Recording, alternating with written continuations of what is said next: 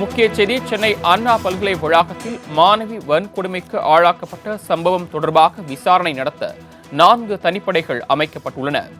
கூடுதல் விவரங்களை செய்தியாளர் ராகவேந்தர் வழங்க கேட்கலாம். ராகவேந்திரன், தற்போது வரை இந்த சம்பவம் தொடர்பாக எடுக்கப்பட்ட நடவடிக்கைகள் என விவரங்களை பதிவு பண்ணலாம்.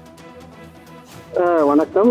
சென்னை கிண்டி அண்ணா பல்கலைக்கழக வளாகத்தில் நேற்று ஒரு அதிர்ச்சிகர சம்பவமானது நடைபெற்றிருக்கிறது. நேற்று ஒரு மாணவனும் மாணவியும் பல்கலைக்கழக வளாகத்தில் அமர்ந்து பேசிக் கொண்டிருந்தனர். அப்போது 2 மர்ம நபர்கள் அவர்களில் ஒருவரான அதாவது மாணவனை தாக்கிவிட்டு அந்த மாணவன் கண்முன்னையே அந்த மாணவிக்கு பாலியல் வன்கொடுமை செய்திருக்கின்றனர். அது மட்டுமல்லாமல் வீடியோவும் பதிவு செய்திருப்பதாக தற்போது விசாரணையில் தெரியவந்திருக்கிறது.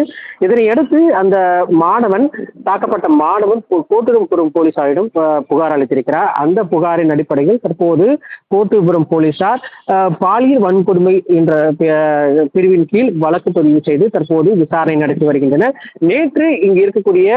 நேற்று முதலே இங்கே போலீசார் விசாரணையானது தொடர்ந்து நடத்தி வருகின்றனர். பல்கலைக்கழக வளாகத்தில் இருக்கக்கூடிய சிசிடிவி காட்சிகளை தற்போது ஆய்வு செய்து வருகின்றனர். அதில் 2 மர்ம நபர்கள் உள்ளே வருவதும் அந்த நபர்கள் அந்த மாணவியை பாலியல் வன்கொடுமை செய்தது தொடர்பாக சிசிடிவி காட்சிகளை ஆய்வு செய்து அதில் ஒருவர் மட்டும் தற்போது அடையாளம் காணப்பட்டிருப்பதாக போலீசார் தரப்பில் தெரிவிக்கப்பட்டிருக்கு. ஆனால் முகம் மட்டுமே தெளிவாக இருக்கிறது.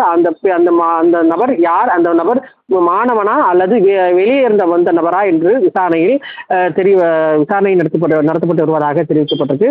தற்போது இந்த மாணவன் மாணவியிடம் தற்போது விசாரணை நடத்தி வருகின்றது. சந்தேகத்தின் பேரில் 2 மாணவர்கள் தீவிர விசாரணையும் நடத்தப்பட்டு வருவதாகவும் போலீசார் தரப்பில் தெரிவிக்கப்பட்டிருக்கு.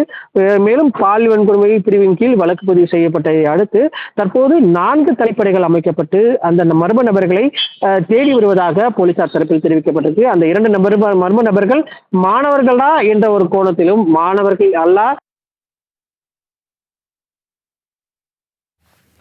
தாங்கள் வழங்கிய தகவல்களுக்கு நன்றி ராகவேந்தர்.